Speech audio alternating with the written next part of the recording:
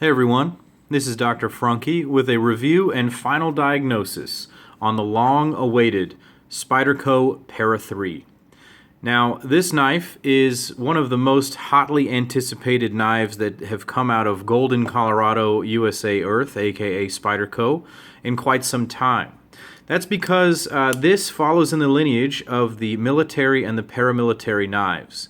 Now, this is not the paramilitary 3. A lot of people thought that's what this was going to be called. No, this is the Para 3. So the first knife was the military, then they made the paramilitary, which was a smaller version, and then they evolved it to the paramilitary 2, and now they have the Para 3. So this is not the paramilitary 3. That would be an evolution of the paramilitary line. They called this the Para 3. They did that to sort of bring in the lineage of those other two knives, but also identify it individually and also denote the 3-inch blade length. A lot of people thought that the military was way too big at 4 inches, so they wanted a smaller knife. So Spyderco provided the paramilitary and the paramilitary 2, which was a smaller knife overall. But it still came in with like a 4-inch handle and just a little over a 3-inch blade, about a 3.2-inch blade, something like that. Maybe 3.3, something like that.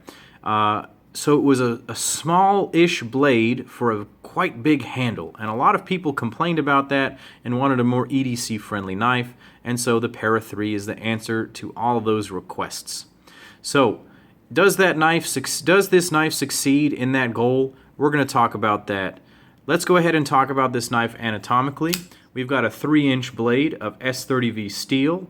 It's done in a full flat grind. It's got the large Spidey hole, and it is very reminiscent of the paramilitary 2.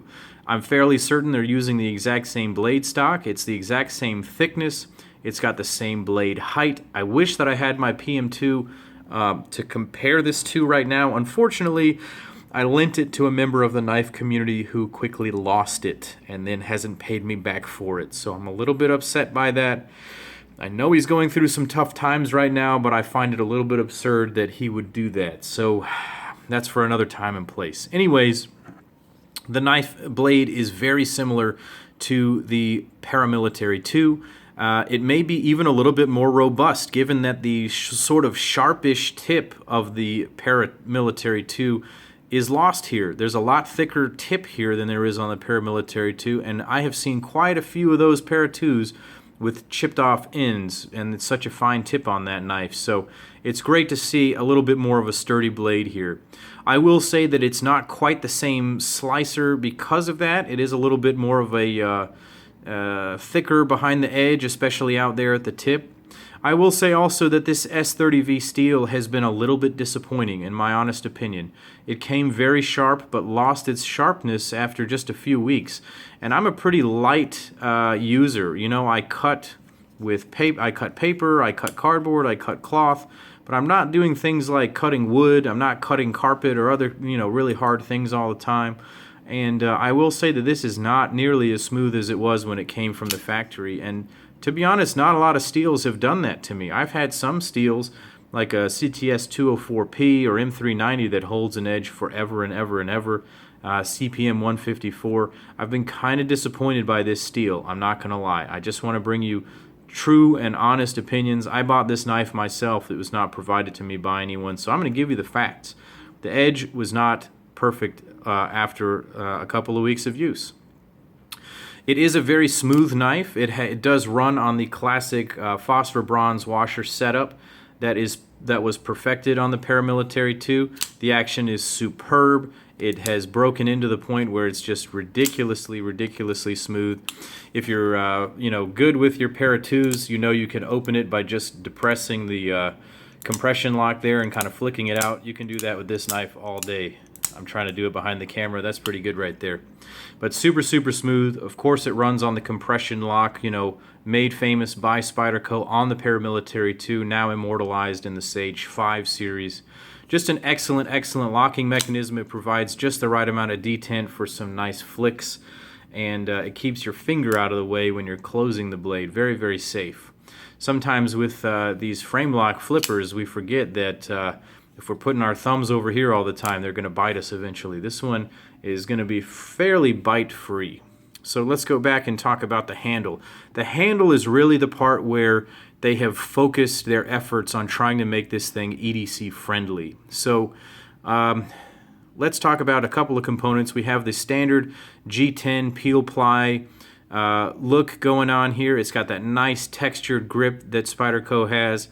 I think that this is getting a little long in the tooth. I would really like to see some new patterns going on here, especially on a new model. I think that this is a missed opportunity right here. It's about the same thickness. These G10 scales are a bit thinner than the Paramilitary 2 overall. It has a pinned stop bar right here. You can see that there on the Para 2s. It is screwed in. Eventually, they say that the Paramilitary 2s are also going to go to this model. I actually like this a lot because it's going to be just as strong, but it's going to get rid of one of the failure points. So if you try to take these knives apart, as many of you may know, they're held together with red Loctite. Red Loctite is a bit like cement, and it's very tough to break a screw out of that, especially if it's not a very tough screw. These things are fairly soft, and they will strip out if you're not careful. Sometimes you can apply some heat with a hairdryer or heat gun and it will allow it to come out. But that's sort of a nuisance. So it's one less screw to strip out when you're taking the knife apart to service it. So I do like that. It's got the standard hardware. Some places already have some custom hardware available. Blades We Love sells some custom titanium hardware for that. That's pretty cool. I think that the compression lock sits in a nice place on the handle. And of course the ergonomics are there. If you're used to the Paramilitary 2 ergonomics, you're going to right away be at home on this knife. Your finger sits in that forward choil, your thumb hits that ramp just right. And even with my full-size, size 8 sterile glove hands, I get a full 4-finger grip in the back position here. Of course, with the choked up on the choil grip, you've got a whole lot of handle sticking out there, and that's something that I'm going to talk about here right now. The biggest problem I have with this knife is the overall handle length. I'm very, very upset with the way that they decided to put this large lanyard tube on the end here. Now, I get that they want to keep it in the lineage of the Paramilitary and the Paramilitary 2 with this lanyard hole, but geez, did they put that in a horrible place. I really wish they could have moved the clip up here and put the lanyard tube over here out of the way of the blade somehow, made it a smaller lanyard tube, or just gotten rid of it. The point of this knife was to make the smaller, more EDC-friendly knife.